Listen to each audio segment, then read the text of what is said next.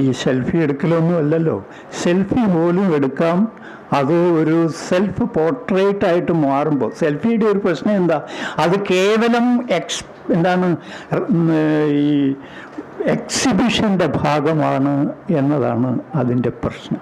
അതൊരു എക്സ്പ്രഷൻ്റെ ഭാഗമാകുമ്പോൾ അതും ആർട്ട് വർക്കായിത്തീരും. ഏത് ദൃശ്യവും ഒരു എക്സ്പ്രഷനായി മാറുമ്പോൾ മാത്രമേ അതൊരു മികച്ച ചിത്രം ആകുന്നുള്ളൂ.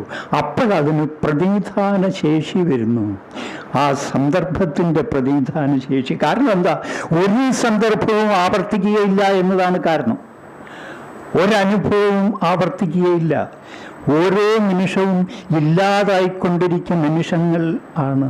അങ്ങനെ ഇല്ലാതായിക്കൊണ്ടിരിക്കുന്ന നിമിഷം എന്നതാണ് ഒരു ദൃശ്യത്തിൻ്റെ അനശ്വരത എന്നർത്ഥം. ഈ അനശ്വരതയാണ് ഒരു ഫോട്ടോഗ്രാഫർ പിടിച്ചെടുക്കുന്നത്. അങ്ങനെ ഈ അനശ്വരതയ്ക്ക് വേണ്ടി കാത്തിരിക്കണം നമ്മൾ.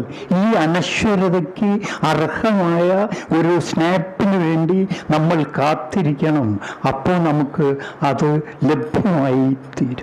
അതുകൊണ്ട് ഒരു വലിയ സമർപ്പണം ആവശ്യമായിട്ടുള്ള, ഏത് കലയെയും പോലെ വലിയ സമർപ്പണം ആവശ്യമായിട്ടുള്ള ഒരു കലയാണ് ഫോട്ടോഗ്രാഫി. ഒരു മരണമുണ്ട് എല്ലാ ഫോട്ടോഗ്രാഫിയിലും എന്ന് പറയാം. അതിനെയാണ് നമ്മളിപ്പോൾ പറഞ്ഞത്. ഇങ്ങനെ